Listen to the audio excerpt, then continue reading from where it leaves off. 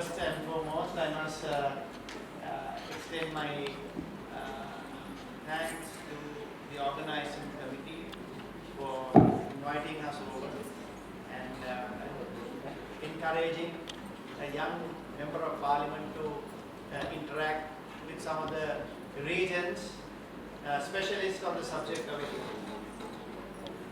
And equally, for being present here in Colombo, Sri Lanka today, gives great strength and encouragement to people of Sri Lanka as well as those who are in the education sector to have our friends from the neighborhood in South Asia being present during some of the most difficult times that we are seeing through.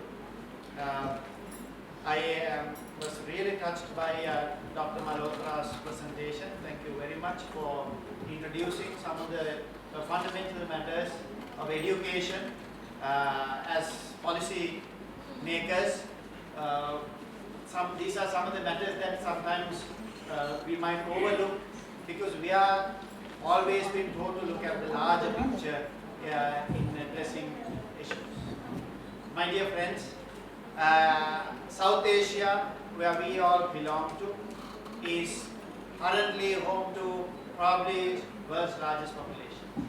And out of that world population, I think the youth are the largest portion.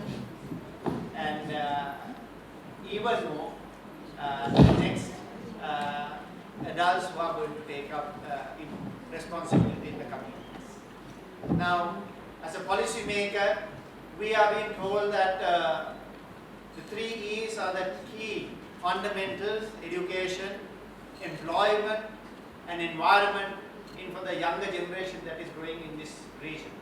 These are the challenges that young people of our region will face in the coming decades.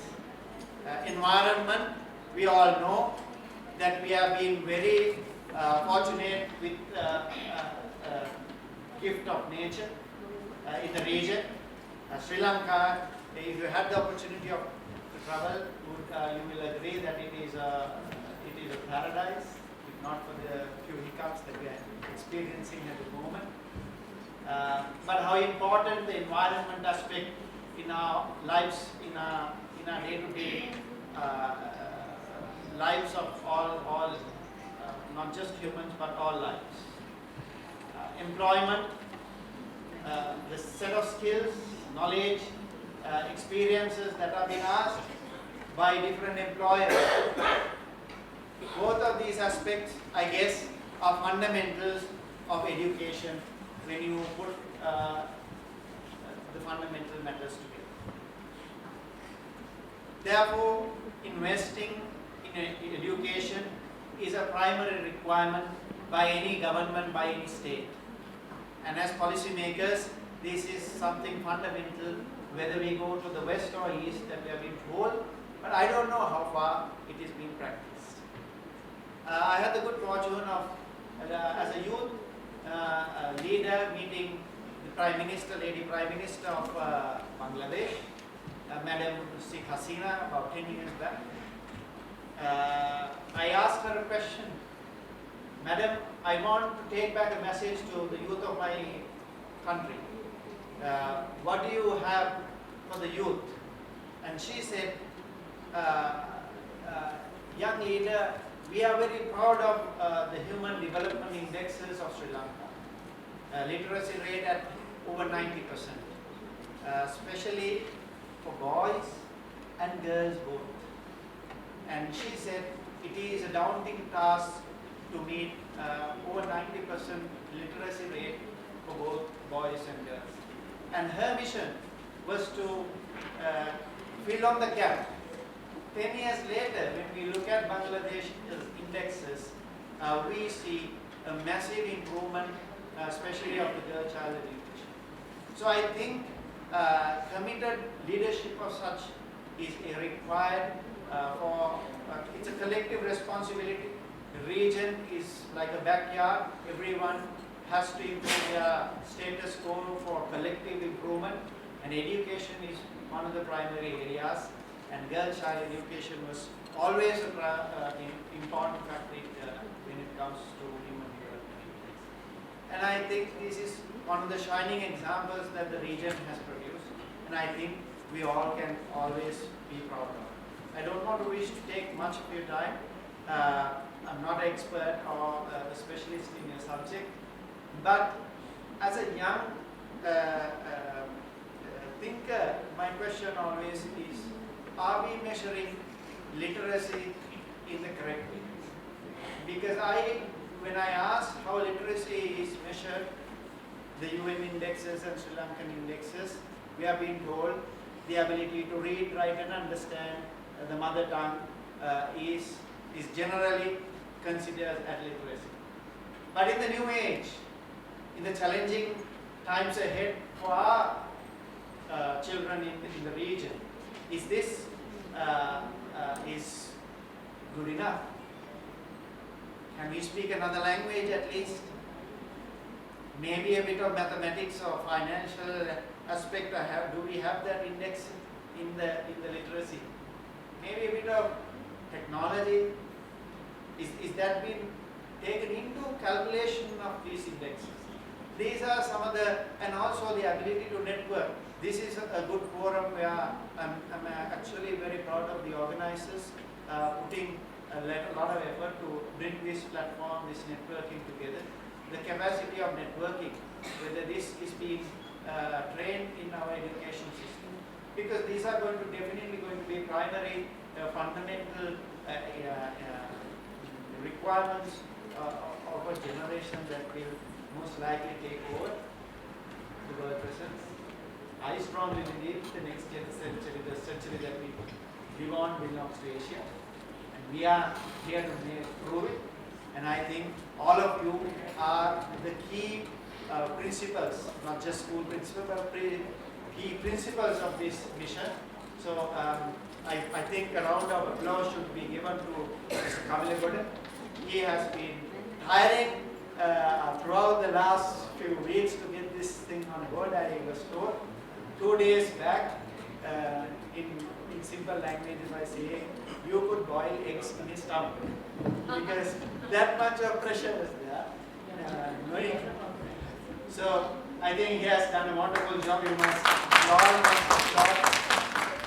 And it definitely gives pleasure to connect with all of you coming from wonderful cities. I've heard Bangalore, Pune, Mumbai, Lucknow, Dhaka, all these, Calcutta, center of knowledge, as we all know, and here in the country of Sri Lanka, being able to bring all of you together. And we are very proud of our education system. We have about 10,000, Sri Lanka is 20 million people, 5 million school children are schooled at 10,000 government-run schools, about 500 private schools, roughly around that number. I am a member of the Education Consultative Committee in the Parliament, so we on a monthly basis we run into issues of administration in say how the policymakers could assist in solving problems. So I think it's a very good learning opportunity for everyone to know how it is done in the neighborhood, not next door, in the region, and always share methods, knowledge and know-how to improve our situations. And I thank for the presence in Sri Lanka. There is an important match being played today. Sri Lanka is playing against Australia, and I know all of you are interested in game of cricket, which keeps the region active, irrespective of whatever the challenges we face. And we have always shown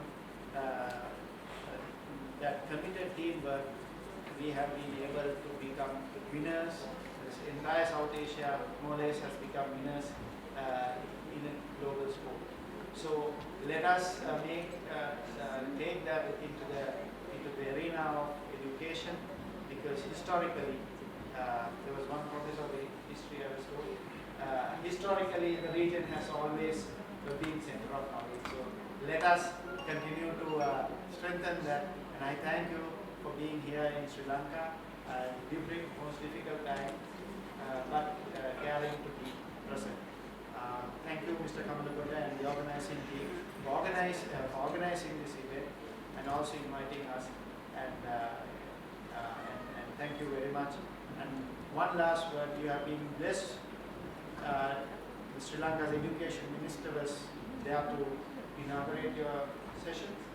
I think the former Minister of Education, who is also the leader of the House of Parliament, is listed to be with you tomorrow for the prize giving away for this award giving ceremony. And we can assure that we will, in whatever possible capacity, extend more support and to the commitment that you all have shown, and to strengthen this collaboration in times ahead, even amidst the difficult periods. Thank you very much.